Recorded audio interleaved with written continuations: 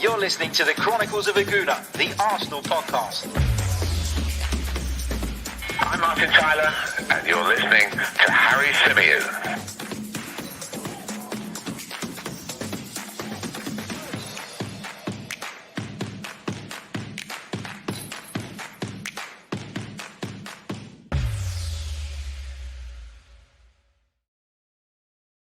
Hello and welcome back to the Chronicles of a Gooner, the Arsenal podcast brought to you by 90 Min. As ever, I'm your host, Harry Symeou, and on this edition, we're going to be rounding up the latest Arsenal transfer rumours, the latest Arsenal transfer reports. And as always, there is plenty going around. For those of you watching live, apologies if I've thrown you off a little bit or caught you a bit off guard. We are starting just about 5 minutes earlier than originally planned. And the reason for that is because I've got a huge delivery of building materials coming to me at some point between 12 and 2 p.m. And I felt like if I waited till 12:15, I'm increasing the chances of them turning up while I'm live on the stream and me having to literally run out the door and open the doors and stuff and let them in. So I didn't want that to happen. Don't want to do that. So I thought I'll start that a little bit earlier. Hopefully they'll give me a heads up if they are going to arrive or are close to arriving, but we do it and we get on, we move on, we continue.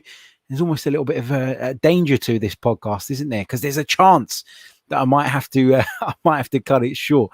So let's get on with it. Let's not waste any time then. Let's say a big hello to those of you in the chat box, because there are lots of you there. Big hello to Gooner Vettel, to Gonza, to Peerworth Paul, to Nova, to Mint, to Prasanth, to Omar, to Oparum. I hope you guys are all well. A few stories I want to touch on today, and I want to kick off by, first of all, actually saying a massive thank you to our newest member, Vishal. Now, I wanted to thank Vishal yesterday, and I did actually look at sort of the membership thing yesterday. I saw that Vishal had signed up, and I was meaning to thank him on the podcast, the second podcast that we put out yesterday, and it completely slipped my mind. So I do apologize, Vishal. So I wanted to thank you right at the top of this show for signing up and becoming a member of the show. Your support is so appreciated, and thank you so much. But let's get to the Arsenal news now, and let's start off with the James Maddison stuff. There's been a lot of noise over the last 24, 48 hours about James Maddison. Is he a realistic target for Arsenal? Is he somebody that Arsenal should be looking to spend probably around about 65, 70 million pounds on, you'd imagine, if we're going to persuade Leicester to part ways with the player? Now, I've been digging into this one a little bit over the last few hours, trying to kind of make sense of it all. You know, how serious is this interest? How likely is it that Leicester City will allow the player to leave to a club that we'd like to think we'd be direct rivals with this season? You know, both of us will be hoping to qualify for the Champions League. So is this a realistic possibility? Is there a good chance that Arsenal could end up with James Maddison come the end of this transfer window? Well, there are reports suggesting that James Maddison has made it clear to Leicester City that he wants to join Arsenal Football Club. And there are some journalists saying that he is actually quite close to handing in a transfer request in order to try and make this deal happen. Now, how accurate that is, I don't know, but it's interesting to see that some reporters are going as far as suggesting that James Maddison is willing to force through a move to the Emirates Stadium. Now, it's alleged that Leicester City are looking for around about 65 to 70 million pounds for James Maddison, but that, as we mentioned yesterday, Arsenal would be willing to pay up to around about 55 with some bonuses included, as well as the possibility of either Ainsley Maitland-Niles or Reece Nelson going the other way. Now, we know Leicester City had a serious interest in Ainsley Maitland-Niles back in January. He opted to join West Bromwich Albion because he wanted guarantees he would play in the midfield. Not sure how Leicester see Ainsley Maitland-Niles, if they see him as a fullback / wing back, or if they see him as a midfield player. But it's interesting that James Maddison is somebody that Arsenal are seemingly willing to go quite far on. They're willing to pay the big money, and they're willing to allow some players to move the other way as well. Now, I've said in the past that I'm not 100% sold on the idea of James Maddison coming to Arsenal, and it's not because I don't rate him as a player. It's because of the price. It's because of the fee.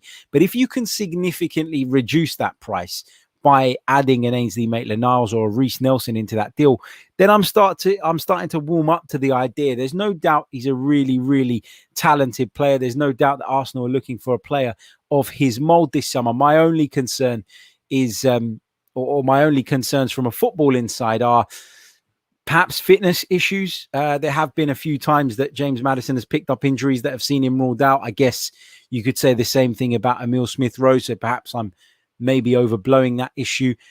Disciplinary stuff has been a bit of a concern, I would say. You know, you look at sort of the fact that he broke the COVID protocols, and that he was left out by Brendan Rodgers as a result of that, struggled to get back into the team off the back of that. That is a little bit of a worry, but we've got players within our camp, our captain for one, who have made that same or similar mistake, and you kind of just have to move on from it, don't you? So I guess when I was thinking about £70 million and how cash strapped I expected Arsenal to be in this window, a part of me was maybe talking myself out of the James Maddison thing because of those factors. And maybe in my mind, I was overblowing those factors. Arsenal clearly want the guy. Arsenal clearly feel that he can bring something to the side. And, if Arsenal were to fork out 65 million pounds plus a player on James Maddison, it would be another sign that KSE are fully backing Mikel Arteta. Now, we might not think that Mikel Arteta is the right man. Some of our fans certainly don't. We might not feel that all of the signings are necessarily the right signings. But you cannot accuse the Cronkies, if this transfer does materialise, of not at least backing their man. So, Mikel Arteta has made some big calls this summer. One of them is Ben White. We know that deal is expected to be completed next week. We're just awaiting the medical. Everything else has been agreed. But that's a big call from Mikel Arteta, a player that most of us would probably look at and say, I'm not sure is worth £50 million. You can make the case that he is for the reasons that we've discussed on previous episodes. But these are big money signings that Arsenal are targeting this summer. And I've got to say, I'm pleasantly surprised because I didn't think that Arsenal would be in this place this summer where we could make big signings like that. I thought it was going to be one of those sell to buy summers again where Arsenal were going to have to get creative. And I think, I'd talked myself into the idea of it being a bit of an underwhelming summer. And now I'm at the point where there are some really exciting links and I'm sitting here going, come on, please try and get this over the line. So yes, I'd like James Maddison at Arsenal as a football player. I think that obviously the price was something that put me off initially, but if Arsenal stand to reduce that and cut that fee by a fair amount, in including a couple of players, one or the other, or maybe both even, that we don't really see as part of our first team moving forward and that Mikel Arteta doesn't really see as part of the plan, then that's obviously a big boost. So yeah, let's see how this one goes. There's constant rumors, constant reports floating around suggesting that the James Maddison thing is progressing. We know what Leicester want for the player. Will Arsenal be able to match that? That remains to be seen. Will Arsenal and Leicester be able to agree on a structure of a deal that benefits both sides, that Leicester feel comfortable with? You do feel like, they are going to, dig their heels in and they are going to try and make this as difficult as possible because, as I say, both sides will be competing for around about the same sort of positions this season. And it's a really difficult one, isn't it? But yeah, look, James Maddison is exciting a lot of fans, this rumor. So let's see if it materializes into something more. We'll come over to your comments in a minute, but there's just a couple of other bits and pieces I want to mention. There is a report from TalkSport today claiming that Arsenal would be willing to sell Bernd Leno this summer if they could recuperate the £22.5 million that they spent on him back in 2018. Now that makes sense, doesn't it? Because we're hearing a lot about this Aaron Ramsdale stuff.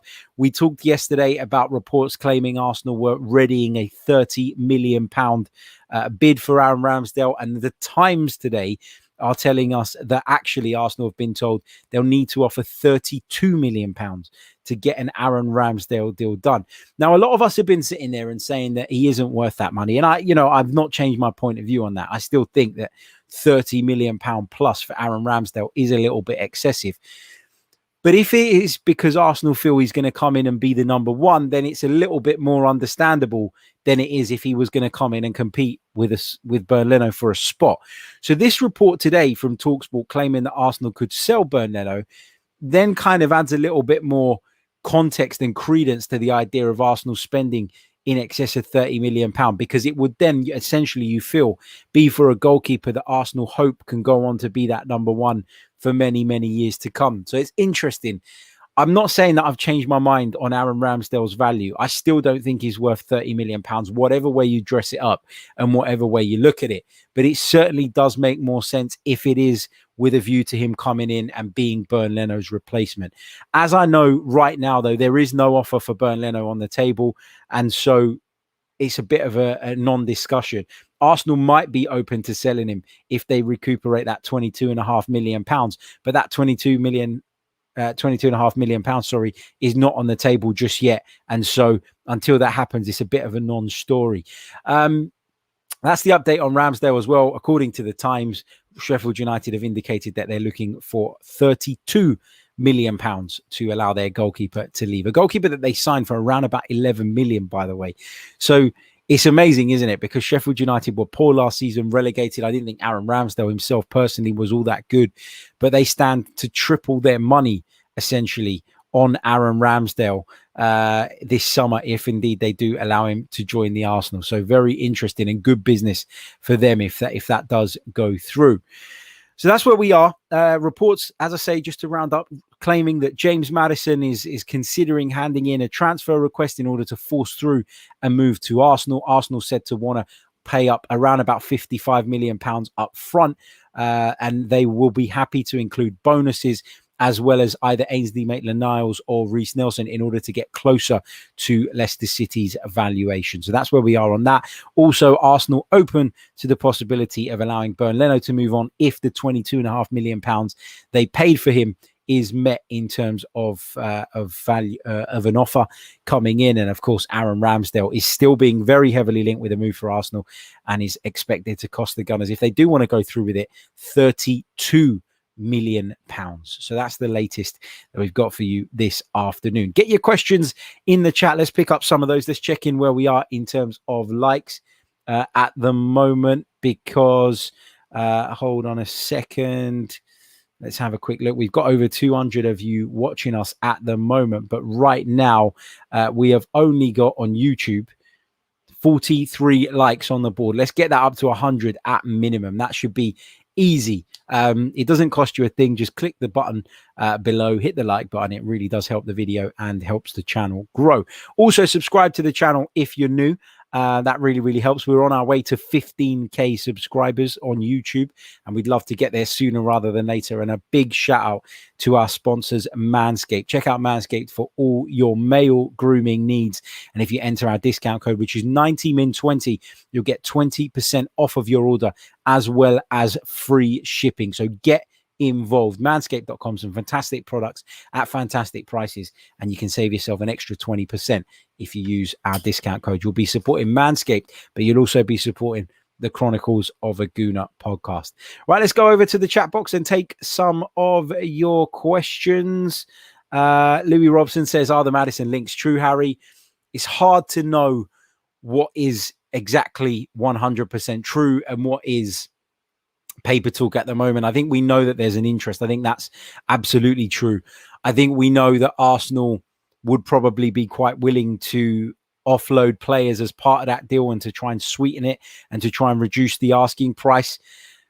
But this stuff about James Maddison really wanting the move and handing in, or potentially handing in, a transfer request if he sees that there is no movement, I don't know how true that is. I'm just sharing what I've read from various other reporters and other sources, but it does feel like the interest is genuine. And I do think that this is going to be one that probably rumbles on for a while because of the value of the deal, right? You know, deals like that, they do tend to rumble on. They don't get done just like that.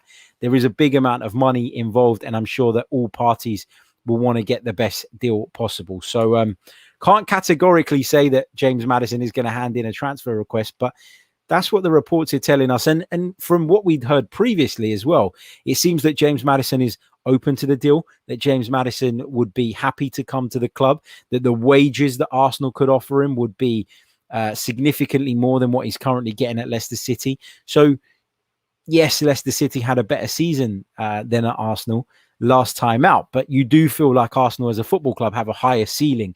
And if James Maddison can be convinced of the project, then why wouldn't he want to join a club like Arsenal? That's my view on it anyway. Let's see what else we've got. Daruv Sharma says, do you feel Smith Rowe has a higher ceiling than Maddison? I probably do, yeah. But we can't be solely reliant on Smith Rowe. And that is where, for me, bringing in a player of this ilk is quite important. I've said before, I don't think it's at the very top of the list. I still think the centre of midfield needs addressing. I still think the goalkeeping area is a problem as well. We at least need to bring in somebody to play second fiddle to Bernd Leno. But, you know, I do think that Maddison would add something to the team. I think that you saw with Martin Odegaard at the club last season that there's still space for Emil Smith-Rowe in the team, but it also just takes a little bit of that creative burden away from him. So, yeah, I do think that Smith-Rowe has the potential to go on and be a better player than James Maddison, but potential means nothing if unfulfilled. And we know that Emil Smith-Rowe has struggled with injuries. And that's the one thing that's always nagging away in the back of my mind about Emil Smith-Rowe. Like, is he physically strong enough? Is he physically robust enough to kind of really hit the heights that his technical ability suggests he can in the Premier League? And time is going to tell. But yeah, I do think, in answer to your question, that he's probably got a higher ceiling. Alejandro, staying on the Maddison sort of topic, says Maddison will be a signing I cannot complain about, but will that suppress the young talent we have? See, I don't think it would. I really don't. I think that there is enough sort of room within the squad to add some further creative talent without necessarily hindering the progress of the likes of Smith Rowe, of Bukayo Saka. I think Martin Odegaard coming in and doing that in a way where he took some of the burden off of those players, but also didn't detract from them, I think is important. You know, it's a good example to look back on. I know this season is a little bit different because there is no Europa League football, and that means there are less games for you to give all these people the game time that they need. But I actually like the idea of having this competition within the squad and Mikel Arteta being able to select from any one of a number of creative players, perhaps to suit us in different games. And I think breaking down teams was a problem for Arsenal. It's been a problem for Mikel Arteta's Arsenal, and I think he can really benefit from bringing in another creative player. What else have we got here? Yannick says if Maddison gets convinced of the project, then he's spiced. I guess that you're not convinced of the project necessarily. Zebnai says, would I prefer Maddison or Odegaard? It depends on so many things, doesn't it? I actually think this might be controversial, that Odegaard's probably got a higher ceiling than James Maddison. I do think that, but you know, James Maddison has shown it in the Premier League. He's English homegrown, which obviously carries value and weight nowadays. I think the fee would make a massive difference. If you're telling me we've got to stump up £70 million cash up front for James Maddison, but we could pick up Odegaard for £40 million, then it's a no-brainer for me. You lean towards Odegaard, but, you know, that might not be the case. And if you're talking about two players on, you know, and you're talking about no money and none of that, and just purely based on what I think their ability is, then I don't think there's a great deal separating them. Although my gut tells me that Odegaard could go on to bigger and better things than James Maddison, because I think he's just been around that big club environment that bit longer. You do feel, though, like it's the last chance saloon for Odegaard at Real Madrid. And if it doesn't work out now, then he will have to move on and join somebody else, maybe take a little bit of a step down in terms of the size of club in order to continue and I guess kickstart his career. Let's pick up this one from Addy and Davis, who says, "Hi, Harry. When is Torreira, Xhaka and Leno expected back at the Arsenal?" I'd imagine that they'll be returning next week. Now, most of the players that were participating in the Euros were due to return next week. I know that Bernd Leno was supposed to join up with the club in Florida for their US tour just before the game on Sunday. So I think Bernd Leno was supposedly going to fly out on Friday to the States to join up with the team. That's obviously not going to happen now. So I'd imagine that he'd be joining the club around about the same time, joining the squad around about that same time. So I think towards the back end of this week and the start of next week, you'll start to see some of these players returning to London Colney and getting involved in training again. Look, Xhaka might never return because it looks like that deal to Roma is a goer and that it's edging ever closer. I know I've been saying that for weeks now, but I do expect it to be completed. Lucas Torreira is another one who could well be on his way out of the club. But as of now, there is no concrete interest. There is no offer on the table. And so Lucas Torreira will probably return as well. How long for, though, remains to be seen. Let's see what we've got here. I'm going to pick up this question from Marble Halls TV. Sorry, not that one, because I've just touched on that. Junior Gunner says, if you could take one of Maddison, Ndidi, or Tielemans, who would you choose and why? Oh, it's an interesting one, isn't it? Because I think they're all different players. I think Ndidi's a deep midfield player, a defensive midfield player, if you like. Tielemans is more of a central midfield player, and Maddison is more of an attacking midfielder. I'd actually probably take Tielemans because I think the centre of midfield is an area that Arsenal are really weak in, and is the area that requires the most attention this summer. So I'd probably take Tielemans for those reasons, but they are all, of course, very, very good players. Let me take one more. Pat Moyles says, Harry, any info on the behind closed door games now that America is off? Not that I know of. No arrangements have been made just yet, but I'm sure once things are finalized, we'll hear a bit more about that. Of course, Arsenal still have the Mind Game series. Was it the Mind series? I don't know why if I added the games on there just by myself. The Mind series games are taking place against Chelsea and Spurs, of course, but obviously Arsenal have missed out on 2 preseason friendlies we were going to play in the States. So Arsenal, you feel, will be working very hard to replace those games. And it might well end up, Pat, as you say, being games played behind closed doors at London Colney or even maybe somewhere else. But I don't envisage the club making a big thing out of it. I think right now the priority's got to be just to get those games on, just to give the guys the fitness, then the match practice that they need as we continue our build up towards the new season. Going to pick up one more before I jump off, but don't worry, we will be back again with a second stream later on today, and we'll answer your questions in a little bit more detail on that one. Let's take this one from Prasanth, who says, Lacazette and Aouar swap deal, yes or no? Yeah, I think you'd have to consider that. You got to consider that Lacazette is in the final year of his contract. I talked a lot about him the other day about how we should decide whether or not he is worth keeping around the club for that extra year. And obviously the kind of flip side of that, which is that it means you lose him on a free transfer unless you extend his contract. But somebody like Houssem Aouar, who is worth, 20, 25 million pounds, maybe even more in some people's view, if you could pick him up on a swap deal for someone in Lacazette who probably isn't worth more than 10, 15 million pound right now because of his contract situation, then of course you've got to consider that. So yeah, I probably would do that deal. I think striker is a position that we're less thin in than of course in the center of midfield. But equally, Lacazette was a really important part of the team last season. And I think if you were to do that, you'd have to replace him in another way, whether that be promoting someone else, asking someone else to step up to the bill, or bringing somebody in. But yeah, on the face of that, that deal, obviously, you're talking about one player worth 20, 25 million pound and one player worth 10 to 15 million pound. And you're asking me if I'd swap them. I absolutely would, because Arsenal stand to gain out of it. They really, really do. Right. I'm going to leave it there for the reasons I explained earlier, because I do have to jump on. I do have to get out there and take this delivery that is coming. So annoying. You got to sign for it and all that jazz. You know the drill by now. But as I say, we will be back again for another episode later on today. So we'll be doing a longer one that time around. We'll go for about an hour and we'll take plenty more of your questions. Thomas says, how do I upgrade my membership? Do I need to quit and resign again? Or re-sign up again? I'm not 100% sure, Thomas, but I will have a look at it and I'll let you know on the next podcast. If anyone in the chat could share on how to do that, because I know a lot of you have done that over the course of our membership scheme running, people upgrading to the next level up. But I will check it out myself, Thomas, and I will let you know if nobody can help in the chat box. Right, I'll catch you all very, very soon. Until then, make sure you hit the like button. Wait, before we go, let's quickly check in where we are on that.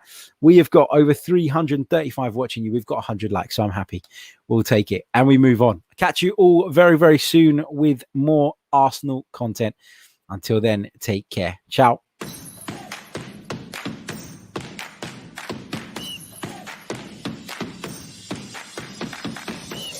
You're listening to the Chronicles of a Gooner, the Arsenal podcast. I'm Martin Tyler, and you're listening to Harry Symeou.